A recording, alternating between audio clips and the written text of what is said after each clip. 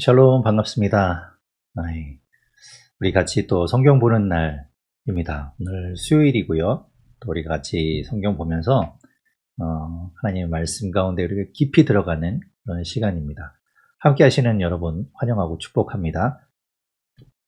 오늘은 이제 마가복음 12장에서부터 14장까지 요 세 장을 우리 같이 볼 거고요. 그 안에서 예수님의 말씀을 우리가 보게 될 겁니다. 그리고 예수님께서 어떤 이야기를 하시는지 우리가 귀를 기울이고 그 말씀을 들을 때 그 말씀이 우리 삶에 스며들어서 우리 삶에 녹아나서 그 말씀대로 살아가는 우리 모두가 될 수 있기를 바랍니다.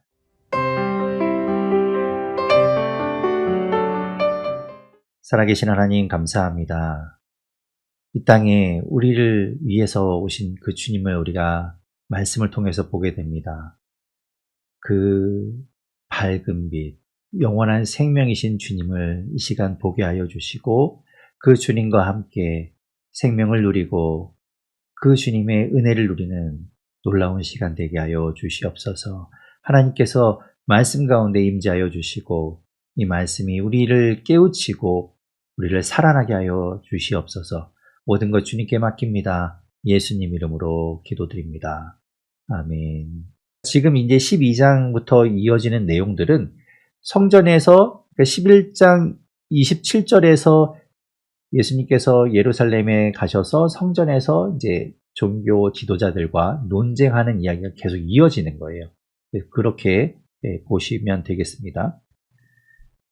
첫 번째로 이제 11장 27절부터 33절까지 그들이 예수님께 이제 논쟁을 하면서 질문했던 것이 무슨 권위로 이런 일을 하느냐라는 권위에 대한, 권세에 대한 논쟁이었어요.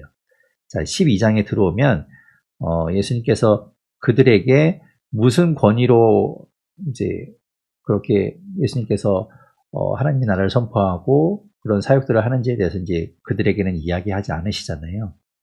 그러면서 이제 12장에 들어와서는 이제 이렇게 이어집니다. 우리 12장을 볼게요. 12장 1절에 보면 예수께서 비유로 이제 그들에게 말씀하십니다. 여기서 그들이라는 것은 11장 27절에 있는 것처럼 대제사장들 그리고 서기관들, 장로들을 이야기해요. 종교 지도자들, 그들이 지금 계속 이렇게 예수님과 논쟁하기 위해서 마주한 상태인 것이죠. 그들에게 비유로 말씀하시는데 이제 예수님께서 12절까지 하시는 말씀은 포도원 비유를 이야기하세요. 포도원 비유를 이야기하시는데 1절에 보면 한 사람이 포도원을 만들어 놓고 이제 산 울타리를 두르고 포도즙을 짜는 틀도 만들고 망대도 지어 놓고 농부들에게 세를 주고 타국으로 갔다라는 배경을 말씀하시면서 이제 이야기가 시작이 됩니다. 그런데 때가 이르렀을 때 이제 소출을 받기 위해서 그 농부들이 농사한 포도에 대한 소출을 얻기 위해서 이제 종을 보내죠. 2절에 한 종을 보냅니다. 그런데 그들이 잡아서 심히 때리고 아무것도 주지 않고 그냥 돌려보내요. 그리고 4절에서는 그래서 다른 종을 보냈더니 이번에는 그를 때려서 머리에 상처를 내고 능욕해서 돌려보냅니다. 점점 더 심해져요. 그리고 5절에서 다른 종을 보냈더니 그를 죽입니다. 그리고 5절에 그 외에 다 많은 종들을 보냈는데 더러는 때리고 더러는 죽인지라. 그래서 이 포도원 주인이 어떻게 합니까? 한 사람, 그가 사랑하는 아들을 보냅니다. 아들이니까 좀 함부로 하지 않겠지, 대우해 주겠지 하고 보냈는데 아들이니 상속자라는 생각으로 그 아들을 죽이고 유산을 차지하는 마음으로 아들을 잡아 죽이고 8절에 보면 포도원 밖에 던져버립니다. 그럴 때 포도원 주인이 어떡하겠느냐라고 그들에게 이제 이야기하는 것이죠. 당연하게도 그 농부들을 다 그러면 어떻게 그냥 두겠습니까? 다 진멸하고 그 포도원은 다른 사람에게 이제 맡기게 될 것이다라는 이야기죠. 이 이야기는 예수님께서 이제 포도원을 가지고 비유를 하고 계시지만 이 이야기를 듣는 사람들이 아까 누구라고 그랬어요? 종교 지도자들이었어요. 아마도 예수님께서 1절에 이 포도원 이야기를 딱 꺼냈을 때 이 사람들은 눈치챘을 거예요. 왜 그런가 하면 이 이야기가 이사야 5장에 나오는 이야기를 예수님께서 하시는구나라는 걸 그들이 알았을 거예요. 이사야 5장 1절부터 7절에 보면 하나님께서 이 이스라엘을 향해서 말씀하시는, 이사야 선지자를 통해서 하시는 말씀인데, 그 이스라엘을 포도원에 비유해서 이야기하세요. 그래서 정말 좋은 포도나무를 내가 심었는데 그 포도나무에서 좋은 포도가 열매 맺기를 기다렸더니 좋은 열매를 맺기는커녕 먹지도 못하는 들포도를 맺었다라고 이제 하나님께서 이스라엘을 향해서 말씀하시는 내용이거든요. 그것을 보면서 이제 이 이야기를 종교 지도자들은 다 알고 있죠.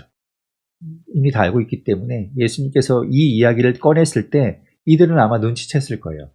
아, 이게 지금 자신들을 향해서 하는 이야기구나. 예, 그런 것들을 알았을 겁니다. 그래서 여기서 이야기하는 것은 포도원은 이제 이스라엘을 이야기하고요. 포도원 주인은 누굴까요?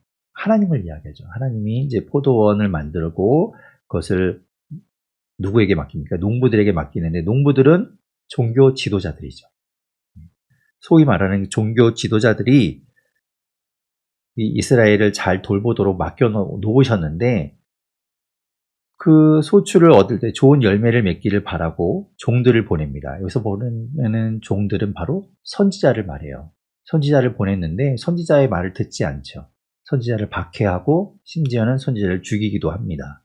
그래서 하나님께서는 누구를 보냅니까? 그 아들 예수 그리스도를 이 땅에 보내시죠. 하지만 그들은 아들 예수 그리스도도 거부하는 것이에요. 그리고 결국에는 잡아 죽여서 포도원 밖에 내던지게 될 것이다. 예수님이 그렇게 되실 거잖아요. 예수님은 알고 계시죠. 그래서 결국에는 이 포도원을 누구에게 주는가? 다시 빼앗아서 다른 사람에게 주게 됩니다. 여기서 말하는 다른 사람은 이방인들에게 주게 되는 것이죠. 그것을 이제 비유적으로 이야기하시는 거예요. 그러면서 예수님께서 말씀하시기를 10절에 보면 10절, 11절에 시편 118편 22절과 23절의 말씀을 인용하셔요. 거기 보면 건축자가 버린 돌이 집 모퉁이의 머릿돌이 되었나니 이는 여호와께서 행하신 것이요 우리 눈이 기이한 바로다라는 그 말씀을 인용하셔서 건축자들이 버린 돌, 이 집을 짓는 건축자들이 쓸모없다고 버렸던 그 돌이 결국에는 머릿돌이 되어서 모퉁이의 머릿돌로 집을 잘 측량하고 지탱하는, 그리고 그 집의 기틀을 마련하는 그런 아주 중요한 돌이 되었다라는 이야기를 하고 계시죠. 예수님을 그렇게 대했다는 거예요. 자, 그런 이야기를 하니까 이들이 12절에 말하죠. 자기 이야기하는 거 알았어요. 그래서 예수님을 잡으려고 했지만 사람들이 많이 몰려 있었기 때문에 두려워서 그냥 내버려 둡니다. 자, 그러자 다른 사람들이 또 나타나서 예수님에게 이제 막 질문 공세를 퍼붓게 돼요. 13절부터 17절까지는 누가 나옵니까? 13절에 보면 바리새인과 헤롯 땅 중에서 사람들이 이제 와서 예수님께 이제 이야기하는 것이죠. 자, 세금 문제를 가지고 예수님께 질문을 합니다. 질문을 할 때 좋은 의도를 가지고 답을 구하고자 함이 아니라 예수님을 공경에 빠뜨리기 위한 질문이죠. 이렇게 답해도 흠이 잡히고 저렇게 답해도 흠이 잡히는 질문이에요. 가이사에게, 로마 황제에게 세금을 바치는 것이 옳으냐 옳지 않느냐를 가지고 예수님께 14절 끝부분에 보면 이렇게 질문합니다. 어떻게 할까요? 라고 물어보는 거죠. 그런데 예수님께서는 그들을 알고 계셨어요. 15절 중간에 보면 그 외식함을 아시고 이르시되 어찌하여 나를 시험하느냐. 데나리온 하나를 가져다가 내게 보이라 말씀하죠. 데나리온이 어떻게 생겼냐면요. 자, 이렇게 생겼어요. 이게 한 데나리온의 모양입니다. 근데 여기 안에 지금 여기 그려져 있는 글 모양이라든가 글귀는 이제 조금씩 달랐는데요. 다르긴 하지만 로마 황제의 얼굴을 여기에 새겼고 로마 황제를 뜻하는 이제 글귀를 넣었습니다.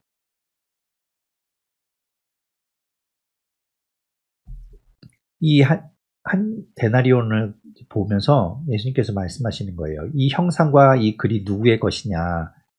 가이사의 것이에요. 이 로마 황제를 나타내는 것이죠. 그래서 예수님께서 말씀하십니다. 17절에 말하죠. 가이사의 것은 가이사에게, 하나님의 것은 하나님께 바치라, 이렇게 이야기해요. 세금을 내냐 안 내냐, 뭐 내야 되냐 말아야 되냐, 뭐 그런 것을 가지고 이제 흠을 잡으려고 했지만, 중요한 것은 세금의 의무, 그것이 있다면 하고, 그렇다고 해서 거기에 종속되는 것이 아니라 하나님의 것, 그리고 하나님께서 만드신 또 나의 영적인 부분들, 이런 것들은 하나님께 귀속이 돼야 된다는 것이죠. 나는 하나님께 바치고, 세금은 이 세금 내야 되는 것 있으면 그건 내고, 나는 하나님께 귀속되고 하나님께 바쳐져야 한다는 것을 예수님께서 이야기하시는 거죠. 그 이야기를 듣고 사람들이 놀랍게 여겨요. 어떻게 이런 지혜가 있을 수 있는가 놀라죠. 그래서 이번에는 18절에 보면 부활이 없다고 하는 사두개인들이 예수님께 와서 물어봅니다. 사두개인들이 이제 나온 거예요. 대표 선수들이 나왔겠죠. 그들이 와서 이야기하기를 19절에 말합니다. 선생님이요, 모세가 우리에게 써주기를 어떤 사람의 형이 자식이 없이 아내를 두고 죽으면 그 동생이 그 아내를 취하여 형을 위해 상속자를 세울지니라 하였다, 이렇게 이야기해요. 이게 수혼제, 또 다르게 형사취수제, 이렇게 여러 가지 이름으로 이제 불려지고 있는 제도예요. 당시 사회에서는 이런 것들이 제도화되어 있었어요. 그러니까 형의 가문에, 그러니까 대를 잇기 위해서는 이런 일들이 필요했던 것이죠. 자, 그렇게 해서 이제 법이 있었는데, 이들이 말하는 것은 예를 들면 7형제가 있다고 할 때, 실제로 있는 일이 아닙니다. 7형제가 있다고 할 때, 그러면 형제들이 쭉 위에서부터 차례대로 죽으면 그 맞이의 아내였던 그 형수, 이 여인은 나중에 부활 때 누구의 아내가 되느냐라고 예수님께 물어보죠. 이들은 이제 부활이 없다고 생각하니까, 과연 그게 부활이 있으면 이렇게 복잡한 문제가 생기는데 이게 말이 되느냐라고 예수님께 이제 묻는 것이죠. 그런데 예수님께서는 거기에 어떻게 대답하시는가 하면, 우리가 부활하는 것은 당연한 일이고요. 예수님은 부활이 없다고 이야기하는 사두개인들에게 부활에 대해서는 당연하게 이야기하십니다. 우리는 다 부활할 거예요. 예수님께서 말씀하시죠. 25절에 말씀하잖아요. 사람이 죽은 자 가운데서 살아날 때 부활은 확실하게 있습니다. 부활할 때 장가도 아니가고 시집도 아니가고 하늘에 있는 천사들과 같으니라. 무슨 얘기입니까? 이 땅에서의 살던 삶이 연속성 성행에 있는, 그러니까 지금 내가 살아가는 모습 그대로 살아가는 것이 아니라 부활한 이후에 우리의 삶은 새로운 삶이 된다는 거예요. 달라진다는 것이죠. 우리 몸의 이 부활체도 달라집니다. 몸의 형상도 달라지고 몸의 본질도 달라지고 우리의 모든 것들이 달라져요. 부활에 합당한 몸과 그리고 영의 모습으로 바뀌게 됩니다. 그러니까 지금 이들은 부활이 없다는 전제를 가지고 이야기하기 때문에 그것을 이해 못하는 거예요. 부활이 없는데 어떻게 이런 일이 가능하겠냐는 것이죠. 그러면서 예수님께서 말씀하시는 거는 출애굽기 3장 6절에 있는 말씀을 인용하셔서 26절 중간에 이렇게 말씀하시죠. 출애굽기 3장 6절에 보면 나는 아브라함의 하나님이요 이삭의 하나님이요 야곱의 하나님이다, 이렇게 말씀하신 것을 이제 인용하시면서 하나님께서는 산자의 하나님이라는 거예요. 이미 죽은, 만약에 부활이 없다면 아브라함과 이삭과 야곱의 하나님이라고 말할 수 없겠죠. 그들은 이미 다 지나갔으니까. 아브라함의 하나님이었고 이삭의 하나님이었고 야곱의 하나님이었지만 모세에게 나타나셨을 때는 나는 너의 하나님으로 지금 존재한다, 이렇게 이야기하셔야 되는데 하나님은 그렇게 이야기하지 않는다는 거예요.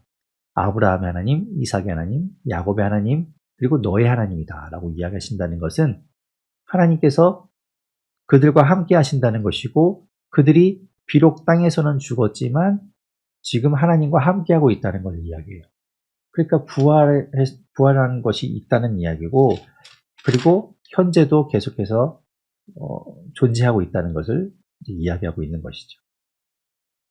자, 그렇게 해서 이 사두개인의 질문에 대해서, 문제에 대해서 예수님께서 또 기가 막힌 답변을 하신 거예요. 자, 그리고 나서 이제 이번에는 28절에 보면요. 서기관이 또 한 사람 나옵니다. 그래서 서기관이 와서, 서기관은 율법 학자예요. 율법에 대해서 아주 공부를 많이 하고, 율법을 달달달 외우고, 율법을 공부하고, 그것을 풀어주는 사람인데, 그가 와서 이야기하기를, 그 예수님이 하시는 그 논쟁에 대한 것들을 다 듣고 나니까 예수님이 너무 기가 막힌 답을 하시지 않아요? 그래서 이제 그가 와서 묻는 것이죠. 28절 끝에 보면 모든 계명 중에서 첫째가 무엇입니까? 라고 물어봐요. 근데 그는 지금 여기 상에서 보면 예수님을 시험하거나 예수님을 공경에 빠뜨리기 위한 질문이 아니라 정말 예수님께 그 지혜를 얻고자 하는 마음으로 질문하는 것을 볼 수 있습니다. 그래서 이제 물어보는 거죠. 모든 계명 중에 첫째가 무엇이냐? 뭐 계명이라는 게 다 중요하잖아요. 다 중요한데 무엇 하나 빠뜨릴 수 없는 것이지만 정말 우리가 가장 중요하게 우선순위를 둬야 되는 게 무엇이냐라고 묻는 것이죠. 그때 예수님께서 대답하시기를 첫째는 이것이니 하면서 29절에 말씀합니다. 이스라엘아 들으라 주 곧 우리 하나님은 유일한 주시라. 내 마음을 다하고 목숨을 다하고 뜻을 다하고 힘을 다하여 주 너의 하나님을 사랑하라 하신 것이요. 이렇게 예수님께서 첫 번째 이야기하신 건 하나님을 사랑하라고 하는 거예요. 이 말씀은 우리가 알잖아요. 신명기 6장 4절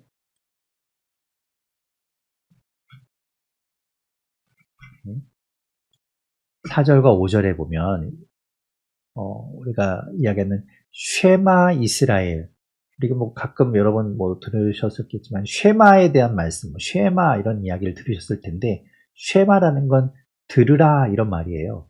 그래서 신명기 6장 4절이 이스라엘아 들으라 이렇게 시작하는데 이게 히브리어로는 쉐마 이스라엘 이렇게 되죠. 그러니까 이 쉐마의 말씀, 그러니까 너희가 이것은 꼭 귀를 기울이고 들으라 이제 이렇게 강조하시는 말씀인데 거기에 뭐라고 말씀합니까?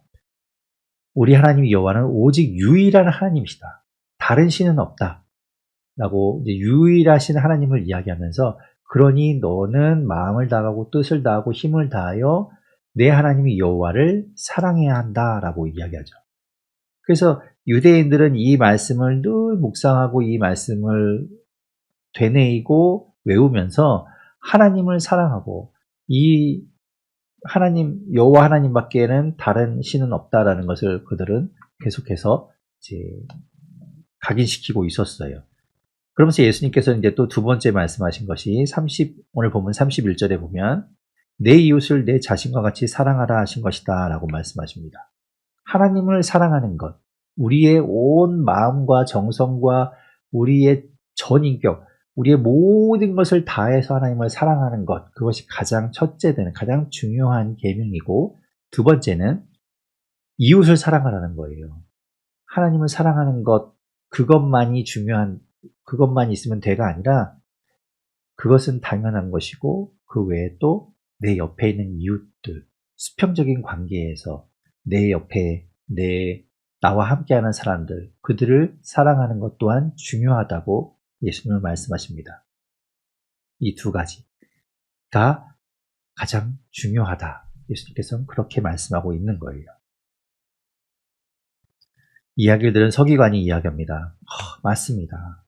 그러면서 그가 이야기해요. 자기도 그렇게 생각하고 있었다는 것이죠. 33절에 보십시오. 하나님을 사랑하는 것 맞지요. 그리고 이웃을 자기 자신과 같이 사랑하는 그것이 너무 중요하고 우리가 전체로 드리는 모든 번제물과 기타 제물보다 나으니다. 그가 고백해요. 우리가 아무리 제사를 드리고 예배를 드리고 형식을 쫓아가고 이런 것보다 정말 중요한 것은 하나님을 진정 사랑하는 것, 그리고 이웃을 사랑하는 것. 그것이 중요합니다. 맞습니다. 라고 그가 고백하고 있죠. 그때 예수님께서는 그의 대답을 듣고 나서 34절 중간에 말합니다. 내가 하나님의 나라에서 멀지 않도다 하고 칭찬하세요. 그 후에 감히 묻는 자가 없더라 이렇게 이야기하죠. 네. 자, 그렇게 이제 계명에 대한 논쟁 이후에 이제 더 이상 이제 예수님께 논쟁을 하거나 예수님을 시험하기 위해서 질문하는 사람은 없었고, 이제 예수님께서는 그들에게 이제 교훈을 가르쳐 주세요. 함께 모여 있는 사람들, 성전에 예수님을 둘러싼 사람들에게 예수님 말씀하십니다. 35절부터 37절까지는 성전에서 가르치시면서 말씀하시기를, 서기관들이 그리스도를 다윗의 자손이라 말하고 있는데, 성경에 보면 36절에 예수님께서 말씀하시는 그 말씀, 시편 110편 1절의 말씀을 보면 그게 아니라는 거예요. 거기 보면 다윗이 성령에 감동되어서 이렇게 이 시편 110편을 쓰면서 이렇게 말하기를, 주께서 내 주께 이르시되라고 이야기하면서, 여기서 처음에 이야기하는 주는 하나님을 이야기해요. 하나님께서 내 주께 이르시되라고 하는 이 두 번째 주는 메시아를 이야기합니다. 그러니까 이 서기관들, 율법학자들이 쭉 율법을 연구해서 보니까 메시아는 이 땅에 다시 오시는데, 이 땅에 오시는데 메시아는 다윗의 자손 가운데 태어나게 돼요. 그러니까 다윗의 자손으로 이 땅에 오시는 메시아, 그러니까 다윗의 후손이죠. 그런데 다윗이 그를 뭐라고, 그의 한참 후대에 있는 그 메시아를 향해서 주님이라고 이야기한다는 거예요. 그러니까 이 서기관들은 그리스도가 다윗의 자손으로 오는 사람으로만 생각하고 있는 거죠. 메시아가 이 땅에 와서 그 메시아가 이 이스라엘을 로마의 속국에서부터 독립시켜주고 새로운 왕조를 일으켜 줄 것을 기대하고 있지만 그렇지 않다는 거예요. 그 진짜 메시아는 이 다윗이 고백하듯이 주님으로 이 땅에 오시고 또 그들의 죄를 사하여 주시는, 그 문제를 해결해 주시는 메시아로 이 땅에 오시게 될 것이라는 걸 이야기하고 있죠. 자, 그런 이야기들을 말씀하시는데 37절 끝에 보면 많은 사람들이 그 이야기를 놀랍게도 여기고 즐겁게도 듣더라라는 걸 말씀하고 있어요. 자, 그러면서 예수님께서는 이제 38절부터 40절까지 이제 외식하는 서기관들 또 종교 지도자들에 대해서 조심하라고 이야기하고 있지요. 그들이 종교적인 어떤 우월감에 빠져서, 여기 보면 이제 38절부터 40절까지 이야기하는 것처럼 헐의 허식에 빠져 있고, 그리고 그 종교의 힘을 이용해서 사람들의 것을 탈취하고 빼앗고, 그리고 또 그들을 옳은 길로 인도하기보다는 오히려 그들을 힘들게 하고 있는 그런 것들을 이야기하시면서 그들을 조심하라, 그들을 배우지 말라, 그 모습을 따라가지 말라, 흉내내지 말라 이야기하시죠. 그리고 40절 뒷부분에 보면 그들이 받는 판결이 더욱 중하다 이렇게 이야기하세요. 그들에게는 그만큼의 책임이 더 따르게 된다라는 거죠. 하지만 그들이 그 책임을 다하지 않으면 그만큼 그에 대한 벌도 클 수밖에 없죠. 그리고 나서 이제 41절부터는 예수님께서 이제 헌금함을 대하고 앉으셔서, 헌금함은 보통 성전에 들어갈 때 성전 입구에서 그 성전 세를 내는 그런 함이 놓여 있었는데요. 그 함 앞에서 이제 예수님께서 그 무리들과 앉아서 보시면서 그 안에 사람들이 헌금하는 것을 이제 지켜보고 계시는 거예요. 부자는 헌금을 많이 하겠죠. 동전을 막 딸그랑딸그랑 소리를 내면서 내가 이렇게 헌금 많이 하고 있다는 걸 보여주기 위해서 그 동전을 아주 기분 좋게 막 놓고 있었을 거예요. 하지만 42절에 보면 한 가난한 과부가 와서 두 렙돈이 한 고드란트라고 이야기합니다. 렙돈은 헬라 동전이에요. 그리스식 동전을 동전 단위를 이야기하고요. 고드란트는 로마식 동전 단위를 이야기해요.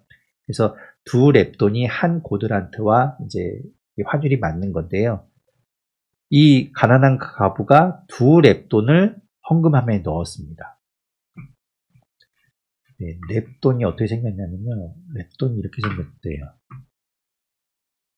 네, 이게 2렙돈이에요. 이게 하나는 앞면이고 하나는 뒷면이니까 2개잖아요, 지금. 2렙돈. 그런데 크기를 보십시오. 예, 손가락 크기보다 작아요. 되게 작죠. 그러니까 지금 우리로 이야기하면 거의 뭐, 우리가 1원짜리가 가장 작은 동전이잖아요. 1원짜리 정도에 해당하는 동전인 거예요. 이 렙돈이라는 돈의 화폐의 단위가 가장 작은 돈이거든요. 그리고 이 2렙돈은 어느 정도의 가치가 있는가 하면 한 데나리온, 아까 봤잖아요. 한 데나리온은 하루치 일당에 해당합니다. 하루치 일당. 그런데 이 한 고드란트는 그 데나리온을 64개로 쪼갠 것이 한 고드란트예요. 그러니까 더 쉽게 이야기하면 64고드란트가 한 데나리온입니다. 그러니까 하루 일당으로 64고드란트를 받았다는 말이에요. 그러니까 지금으로 이야기하면 우리가 8시간 일하는 걸 보통 하루 이렇게 일하는 걸로 친다 그러면 8시간으로 이제 그 한 데나리온을 나눠 보면 8고드란트, 그죠? 시간당 8고드란트를 받게 돼요. 그리고 그게 한 고드란트가 2렙돈이니까 시간당 우리는 16렙돈을 받게 되는 거죠. 그러니까 한 렙돈이 되게 작은 거예요. 제가 계산해 봤거든요. 그러니까 시급을 우리가 지금 한 시간에 시급을 최저임금 대충 한 10,000원이라고 잡는다고 치면 한 렙돈은 약 625원 정도 되더라고요. 그러니까 2렙돈 해봐야 뭐 1,250원 정도밖에 안 돼요. 굉장히 작은 돈이죠. 근데 그것을 헌금함에 넣었습니다. 예수님께서는 말씀하세요. 그 과부가 넣은 그 헌금이 다른 모든 사람이 넣은 것보다 많이 넣은 거다. 왜냐하면 과부는 가난한 중에서 자기가 할 수 있는 것, 자기의 모든 것을 들여서 그 아까운, 비록 작아 보이지만 그것을 하나님 앞에 아낌없이 드렸다고 이야기하고 있는 것이죠. 그래서 그의 그 헌금을 주님께서 인정해 주시는 이야기가 이제 12장 끝에 있습니다. 13장 1절에서는 이제 예수님께서 성전에서 나가십니다. 지금 이제 11장에서 성전에 들어가셨잖아요. 11장 27절에 예수님께서 예루살렘에 들어가셔서 성전에 가셔서 이제 그때부터 종교 지도자들과 이제 논쟁하신 이야기가 12장까지 이어졌고요. 그리고 13장 1절에서는 예수님께서 이제 성전을 나가시는 이야기가 나오죠. 성전을 나가셔서 이제 성전 밖에서 이제 건물을 보게 되는데 제자들 중에 하나가 예수님께 이야기합니다. 선생님이여 보소서 이 돌들이 어떠하며 이 건물들이 어떠하니까? 얼마나 화려합니까? 얼마나 멋집니까? 라는 뭐 그런 물음이겠죠. 그런데 이제 2절에 예수님께서 말씀하시기를 이 큰 건물들을 보느냐? 돌 하나도 돌 위에 남지 않고 다 무너뜨려지리라 라고 말씀하세요. 다 소용없대. 이런 것들이 외형적인 것의 화려함 이런 거에 너희가 혹할 것이 아니다. 결국에는 이 모든 것들이 다 무너지게 될 것이다 라고 이야기하시죠. 결국 예루살렘이 멸망하게 될 것을 이제 이야기하시는데요. 그 이야기를 듣고 제자들은 깜짝 놀랐을 거예요. 아니 성전이 무너지다니. 3절에 예수님께서 그들과 함께 이제 감람산에 가시게 됩니다. 성전을 나오셔서 그 성전에서 조금 떨어진 곳에 있는 감람산, 올리브산에 가셔서 성전이 아마 이렇게 높은 산이니까 이제 내려다 보였겠죠. 그 성전을 이제 마주 대하고 앉으셨을 때 3절 중간에 보면 베드로와 야고보와 요한과 안드레가 예수님께 와서 묻습니다.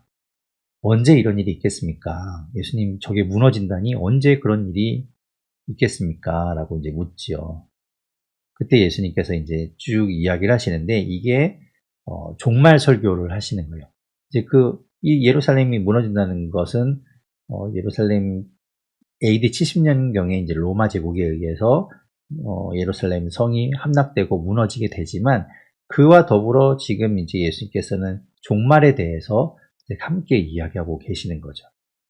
그래서 우리가 마태복음 24장, 25장에서 예수님의 종말 설교가 있었는데 이 마가복음에서는 13장에 예수님의 종말 설교가 나오게 됩니다. 그래서 이제 5절부터 예수님께서 그 종말에 대한 이야기를 하시는 거예요.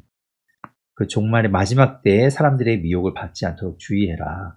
아마도 많은 사람들이 그 메시아라는 이름으로 내가 예수다라는 이름을 가지고 와서 사람들을 미혹해 할 텐데 그때 그 미혹되지 않도록 조심하라 이렇게 이야기하죠. 그러면서 뭐 여러 가지 징조에 대해서 이야기하세요. 나라가 나라끼리 뭐 서로 싸우고 지진이 일어나고 기근이 있고 이런 일들 통해서 이게 마지막 때가 가까우는구나 라는 것을 깨달으라고 이야기하시죠. 그리고 계속해서 이야기하시는 것이 이제 여러 가지 징조들이 나타나게 되는데 복음이 먼저 전파되어야 할 것이다라는 말씀을 10절에 하시고 또 그런 복음을 전할 때 우리가 핍박을 받게 될 것이다라는 이야기도 예수님께서 또 하세요. 그리고 14절부터는 이제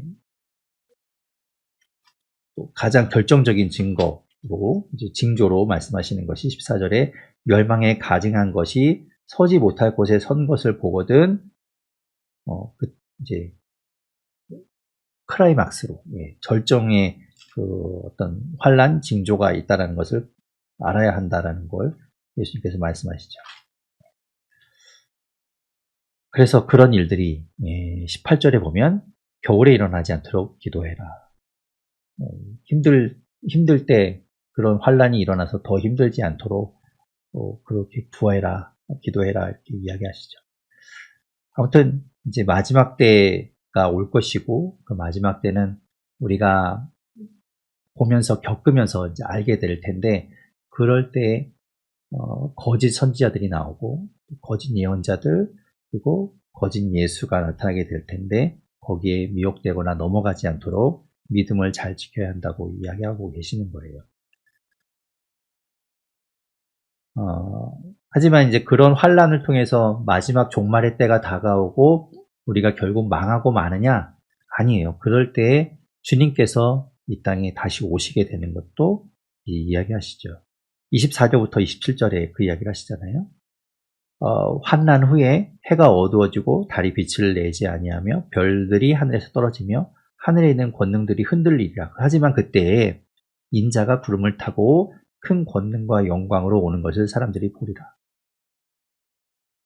환난이 있을 거예요. 어려움이 있을 거예요. 사람들은 막 울부짖고 아픔과 고통 속에 있게 될 거예요. 하지만 그것으로 모든 형벌로 끝나는 것이 아니라 주님이 다시 오시게 되는, 이 땅에 다시 오시는 것을 이제 나타내는 어떤 징조가 되는 것이죠.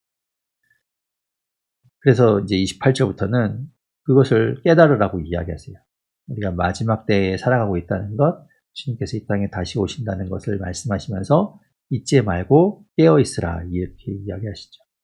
우리가 뭐 날씨의 변화를 보면서 또 뭐 나무나 이런 것들이 변하는 걸 보면서 지금도 이제 나뭇잎 색깔이 조금씩 노랗게 변하고 있고 색깔이 좀 나무들이 이렇게 변하는 걸 보면서 가을이구나라는 걸 우리가 느끼지 않습니까?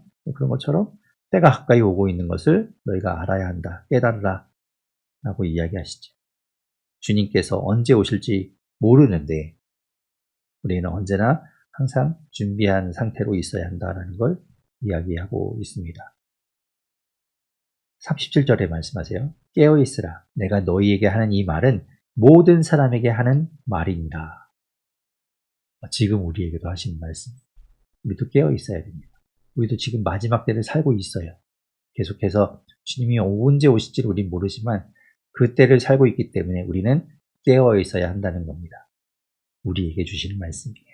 지금 장소는 예루살렘, 그리고 예루살렘 주변에 이제 베다니 마을, 벳세다와 또 베다니 그 지역, 거기를 이제 예수님께서 계속 왔다 갔다 하시는데요. 지금 장소는 그런데 시기적으로 보면요. 그러니까 11장에서 보면 11장 1절에 예수님께서 이제 그 감람산 벳바게와 베다니에 이르시고 거기에서 이제 나귀를 타시고 예루살렘에 들어가는 게 이제 11장 11절입니다. 그게 우리가 지금 우리가 지켜지고 있는 종려 주일이에요. 그것을 이제 일요일이라고 쳤을 때, 주일이라고 쳤을 때 예수님께서 그날은 들어가셔서 성전만 둘러보고 나오시죠. 그리고 그 다음 날인 월요일이 여기서 보면 11장 12절에 보면 이튿날, 그러면서 이제 월요일이 되는 거예요. 지금으로 말하는 월요일. 그리고 그때는 성전에 가서 그 성전을 청결하게 하셨고요. 그리고 나서 이제 11장 20절에 보면 예수님께서 다음날 아침에 다시 이제 무화과 나무를 지나서 예루살렘으로 가시게 되는데요. 이때가 화요일입니다. 그러니까 화요일부터, 그러니까 그때 화요일의 이야기가 11장 20절부터 해서 지금 우리가 쭉 계속 보았던 13장까지 그렇게가 이제 화요일의 이야기였던 거예요. 그리고 이제 14장에 오게 되면요. 1절에 이틀이 지나면 6월절과 무교절이라 지금 이제 수요일이 됩니다. 지금 날려고 따지면 이제 수요일인 거예요. 그래서 그날 예수님께서는 어떤 일을 하시는가 이제 보면요. 1절 중간에 보면 대제사장들과 서기관들이 예수님을 어떻게든 죽이려고 이제 그들이 모의하고 어떻게 할까를 이제 상의하게 되죠. 하지만 이제 밀란이 날까 하여서 명절에는 하지 말자. 이제 6월절 무교절이 되는데 그 절기 동안에는 하지 말자라고 그들이 이야기하는 거예요. 그 이야기는 빨리, 결국에는 이제 결과가 나오지만 그 절기 이전에 빨리 이제 해치우려는 뭐 그런 결과가 되죠. 자, 그 수요일 예수님께서는 어떻게 하고 계시는가? 3절부터 이제 예수님의 이야기가 나오는데요. 예수님께서 3절에 보면 베다니 나병 환자 시몬의 집에서 베다니에 계셨어요. 이 수요일에는 예루살렘에 들어가지 않으시고 이제 요 베다니에 머무시면서 나병 환자 시몬의 집에 계셨던 거예요. 거기서 식사하실 때 한 여인이 와서 향유 한 옥합을 가지고 와서 그걸 깨트려서 예수님의 머리에 부어 드립니다. 그래서 사람들이 막 화내죠. 근데 어떤 사람들이라고 이제 4절에 이야기하는 걸 봐서는 그 중에 어떤 사람들만 그거 가지고 이야기를 하고 있었어요. 근데 그가 우리가 요한복음 12장에 가면 같은 이야기를 하고 있는 내용 가운데 거기에서는 그렇게 말하는 사람이 가룟 유다라고 나오죠. 그 화를 내면서 이야기하기는 그걸 왜 이렇게 허비하는가? 왜 낭비하냐? 그 비싼 거를. 그걸 팔아서 5절에 보면 300데나리온 이상을 받아서 가난한 사람에게 나눠주면 더 좋지 않겠느냐라고 이제 여인을 책망했다고 이야기하죠. 300데나리온은 굉장히 큰 값이에요. 1년치 연봉에 해당하는 돈입니다. 그래서 뭐 그 정도의 값어치 있는 것을 왜 그렇게 낭비하냐라고 이야기하죠. 하지만 예수님께서는 그게 좋은 일이라고 이야기하시면서 그 여인이 내 장례를 미리 준비하고 있다라고 8절에 이야기하세요. 아무도 예수님의 장례를 준비하지 않아요. 예수님이 3번이나 제자들에게 순환받고 죽으시고 부활하실 걸 이야기하셨음에도 불구하고 아무도 거기에 대해서 대비하거나 죽으실 예수님을 생각하지 않는데 이 여인은 그렇게 했다는 것이죠. 그래서 그 여인을 칭찬합니다. 그리고 9절 중간에 보면 복음이 전파되는 곳에는 이 여자가 행한 일도 말하여 그를 기억하리라 이렇게 말씀하세요. 네. 지금까지도 이 여인은 계속해서 우리가 기억되고 있지 않습니까? 가룟 유다는 10절, 11절에 예수님을 이제 대제사장들에게 가서 팔기로 작정을 하고 가서 그들에게 이제 돈을 받고 넘겨주기로 약속을 해요. 그런데 마태복음 26장에서는 얼마를 받고 넘겨주게 되나요? 은 30을 받고 이제 넘겨주는 이야기가 나오죠. 자, 그리고 이제 12절부터는 날이 또 바뀌었어요. 그 다음 날이에요. 무교절의 첫날 곧 유월절 양 잡는 날.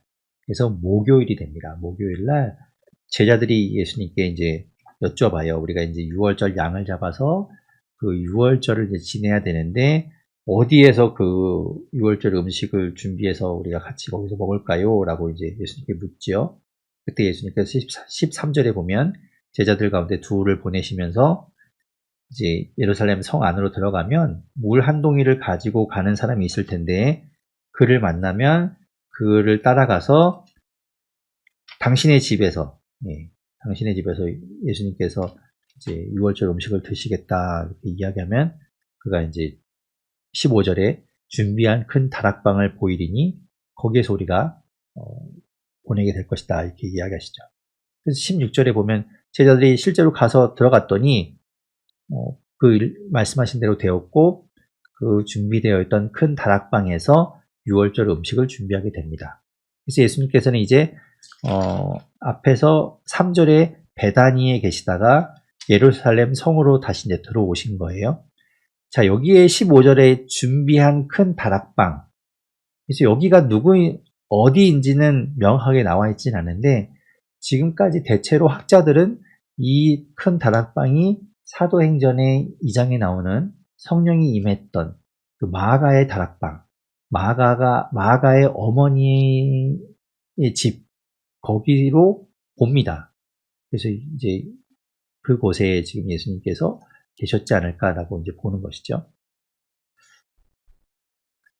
그래서 예수님께서 이제 그곳에서 이제 유월절 만찬을 하시게 되는데 그때 예수님께서 그 중에 한 사람이 나를 팔게 될 것이다라는 걸 제자들 앞에서 이야기하시고 제자들이 서로 나는 아니죠 이렇게 말하는데 예수님께서는 나와 함께 그릇에 손을 넣는 자가 나를 팔 자다라고 20절에 말씀하시죠. 그리고 21절에 차라리 그가 나지 않았으면 더 좋을 뻔하였다 이렇게 이야기하시죠. 그리고 22절부터 26절에 이제 예수님께서 25절까지 22절부터 25절까지 마지막 만찬을 나누시는 이야기가 나와요. 그래서 예수님께서 떡을 가지사 축사하시고 떼어서 제자들에게 주시면서 받으라 이것은 내 몸이다 이렇게 말씀하시고 또 잔을 가지고 감사기도 하신 이후에 그들에게 이제 주시면서 그것을 다 마시게 하고 이르시기를 이것은 많은 사람을 위하여 흘리는 나의 피 곧 언약의 피니라 이렇게 말씀하세요. 이게 우리가 성만찬 때 나누는 말씀이죠. 그러니까 이 예수님께서 마지막 이 큰 다락방에서 나누셨던 최후의 만찬을 지금까지도 우리는 예수님을 기억하며 성만찬의 예식으로 행하고 있습니다. 그리고 26절에 그 만찬을 마치신 이후에 감람산으로 가시게 돼요. 감람산에는 기도하러 가셨죠. 27절부터 31절에 보면 예수님께서 이제 그 제자들이 예수님이 안 계시게 되면 예수님이 마치 목자와 그 제자들이 양과 같아서 목자를 치면 양들이 흩어지는 것처럼 너희들도 다 흩어지게 될 것이지만 28절에 말합니다. 내가 살아난 후에 예수님이 부활한 후에는 너희보다 먼저 갈릴리로 가리라. 그러니까 너희도 비록 흩어지게 되겠지만 갈릴리에서 우리 보자 뭐 이런 이야기시죠. 그때 베드로가 이야기합니다. 저는 안 그럴 거예요. 다른 사람 다 그래도 저는 안 그럴 거예요. 그때 예수님께서는 30절에 말씀합니다. 오늘 이 밤에 닭이 2번 울기 전에 내가 3번 나를 부인할 것이다. 예. 뭐 아마 부인해봐야 그렇게 되지요. 우리 뒤에 이제 그 이야기를 보게 됩니다. 그리고 32절에 예수님께서는 그 감람산에 있는 겟세마네라는 곳에 가셔서 거기서 이제 제자들에게 이야기하시죠. 너희는 여기에 앉아서 기다리라 이렇게 이야기하시고 예수님 기도하러 가십니다. 가실 때 33절에 보면 베드로, 야고보, 요한을 따로 데리고 가세요. 이 3사람 아주 예수님이 중요한 일을 하실 때 데리고 다녔던 제자들이죠. 그래서 가서 예수님이 그들에게 기다리라고 이야기하시면서 예수님 따로 가셔서 기도하세요. 36절에 말씀하죠. 아빠 아버지요 아버지께서는 모든 것이 가능하오니 이 잔을 내게서 옮기시옵소서. 그러나 나의 원대로 마시옵고 아버지의 원대로 하옵소서. 그렇게 정말 간절한 마음으로 기도하시고 또 이 세 명에 있는 제자들에게 오셨더니 그들이 자고 있었어요. 그래서 그들을 깨어 있으라, 시험에 들지 않게 기도하고 있으라 라고 하는데, 다시 가셔서 기도하고 와 보니까 그들은 여전히 또 다시 자고 있었어요. 그래서 3번 그렇게 하십니다. 3번 하시고 나서는 이제 41절에 이제는 됐다. 가서 자고 쉬어라. 그만 되었다. 이제 때가 되어서 인자가 죄인의 손에 팔리게 될 것이다. 함께 가자. 라고 이야기하세요. 나를 파는 자가 가까이 왔다. 그렇게 해서 이제 예수님께서 그 3명의 제자들과 함께 다시 나머지 제자들이 있는 곳으로 오실 때 이제 유다가 43절에 보면 대제사장과 서기관과 장로들에게서 파송된 무리, 그런 무리와 함께 왔는데 그들의 손에 검과 뭉치를 가지고 왔다라고 하죠. 무기를 가지고 온 거예요. 예수님은 무기가 없어요.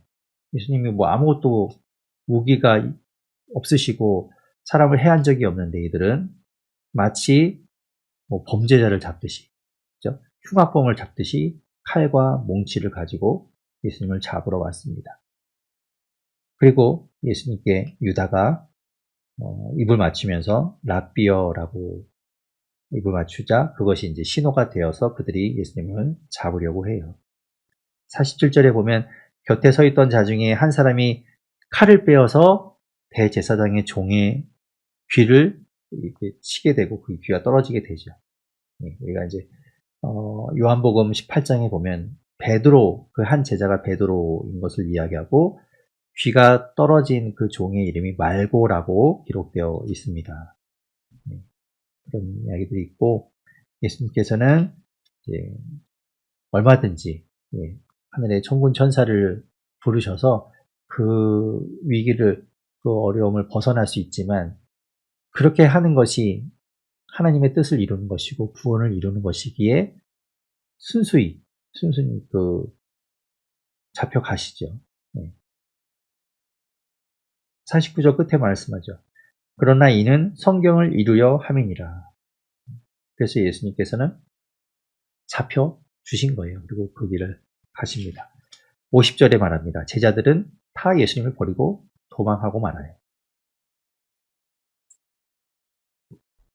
아까 예수님께서 27절에 말씀하신 것처럼 목자를 치면 양들이 다 뿔뿔이 흩어지는 것처럼 그렇게 제자들은 다 도망가 버리죠.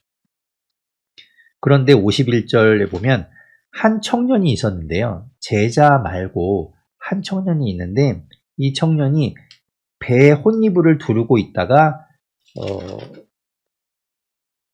그렇게 예수님이 잡혀가는 걸 보고 그 배 혼이불을 버리고 벗은 몸으로 도망한 이야기가 나옵니다. 여기에만 나와요. 그래서 이 청년, 이렇게 벗은 몸으로 있다가 이불 두르고 있다가 도망간 이 청년이 누구냐? 앞에서 우리가 이제 그 다락방이 마가의 다락방이 아닐까라고 생각했잖아요. 그래서 연속성상에서 이야기해서 이 51절에 있는 이 청년이 이 마가복음을 쓰고 있는 마가가 아니겠느냐라고 이제 우리가 전통적으로 봅니다. 그죠? 마가복음을 쓴 마가만이 이 이야기를 알고 있어서 여기에 그 이야기를 넣지 않겠느냐라고 생각하는 거죠. 그래서 이제 그렇게 연결이 또 된다고 볼 수 있어요. 자, 예수님은 이제 그들에게 붙들려서 53절에 보면 대제사장의 집으로 가게 됩니다. 이때 대제사장은 가야바였어요. 가야바의 집으로 갔더니 거기에 대제사장들과 장로들과 서기관들이 다 모여 있었습니다. 종교 지도자들 다 모여 있는 그 집에 이미 그들은 다 계획되어 있던 겁니다. 그래서 예수님께서 그곳에 이제 잡혀오신 것이죠. 베드로는 예수님을 멀찍이 따라왔어요. 그런데 이제 그 안에까지는 못 들어가고 뜰 안까지 쫓아가서 그 안에서 무슨 일이 일어나는지를 귀를 쫑긋 세우고 듣고 있었죠. 55절에 보면 대제사장들과 온 공회가 예수를 죽이려고 그를 칠 증거를 찾되 얻지 못했어요. 그리고 증언을 하겠다고 거짓 증언을 해서 거짓으로 증거를 꾸며서 예수님을 모함하려고 했지만 서로 막 다른 이야기를 하고 있는 거예요. 일치되지 않는 다른 이야기를 하고 있었죠. 그리고 어떤 사람들이 또 이야기하기를 58절에 그 예수가 손으로 지은 저 성전의 내가 헐고 손으로 짓지 아니한 다른 성전을 사흘 동안에 지으리라 이렇게 말하더라. 뭐 그런 이야기들을 하지만 서로 이제 또 그것도 일치하지 않았어요. 아무튼 대제사장은 어떤 꼬투리를 잡아서 지금 예수를 죽이려고 하는데 지금 어떻게 말을 맞춰놨는데도 막 서로 좀 다른 이야기들이 나와서 뭐 좀 난처 있겠죠. 하지만 대제사장은 예수를 하나님의 아들이라는 그것을 가지고 신성모독 예, 삼아서 예수를 죽이려고 합니다. 그래서 직접 물어봐요. 61절에 보면 중간에 말하죠. 대제사장이 다시 물어 이르되 내가 찬송받을 이의 아들 그리스도냐? 네가 하나님의 아들 그리스도가 맞냐? 네가 그렇게 말하고 다니는데 너 진짜 하나님의 아들이냐? 이렇게 묻는 거죠. 그때 예수님께서는 내가 그다. 인자가 권능자의 우편에 앉는 것과 하늘 구름을 타고 오는 것을 너희가 보리라. 62절에 말씀하세요.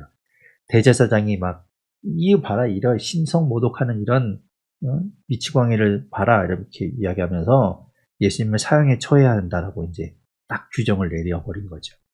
그리고 사람들이 예수님을 모욕하게 됩니다.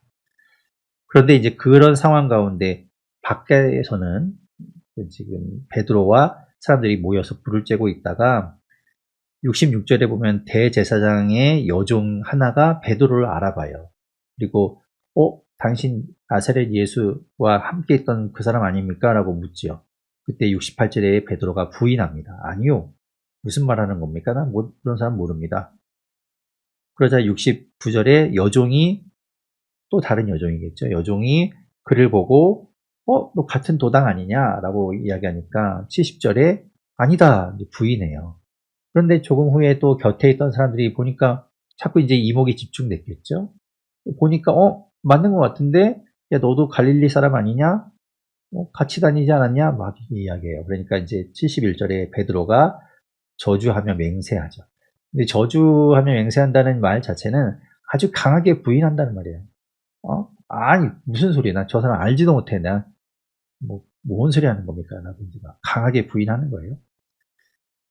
자, 그렇게 이제 3번 부인했을 때 72절에 닭이 2번째로 울게 되고 그제서야 베드로는 자기가 예수님께 다른 사람은 다 예수님을 배반해도 나는 절대 안 하겠습니다라고 했던 그 말씀이 생각나고 예수님께서 네가 닭이 2번 울기 전에 나를 3번 부인할 것이다 라고 했던 그 말씀이 생각나서 밖에 나가서 울었더라 이렇게 이야기해요. 마태복음에서는 통곡했다라고 이야기하는데 그냥 이렇게 운 것이 아니라 정말 막 목 놓아 울었다는 이야기죠. 살아계신 하나님 감사합니다. 오늘 또 예수님의 말씀을 보면서 그 주님의 말씀 가운데 우리가 깊이 들어갔고 그 말씀이 얼마나 감사하고 그 말씀이 얼마나 우리에게 달게 느껴지는지 모릅니다. 하나님 그 말씀이 우리 삶에 역사하게 하여 주십시오. 주님께서 말씀하신 일들이 그저 옛날에 있었던 그 일이 아니라 지금도 살아계신 하나님의 역사이고 지금도 내 삶에 그대로 존재하고 계시고 지금도 살아계심을 역사하심을 나타내 보여 주시옵소서. 내 삶이 주님 안에 그렇게 붙들린 삶 되기를 원하고 주님 제자들은 주님 앞에서 나약하고 또 어리석었지만 그 모습을 보면서 우리가 그 길을 밟고 또 그렇게 되풀이하는 것이 아니라 우리는 그들을 보면서 더 나은 주님의 제자로 이 땅 가운데 살아가게 하여 주시옵소서. 주님, 우리의 삶을 붙들어 주시고 우리의 건강도 붙들어 주시고 늘 함께 해주셔서 주님 다음 주에 또 건강한 모습으로 만날 수 있게 하여 주시옵소서. 모든 것 주님께 올려드리고 영광 올려드리며 예수님 이름으로 기도드립니다. 아멘.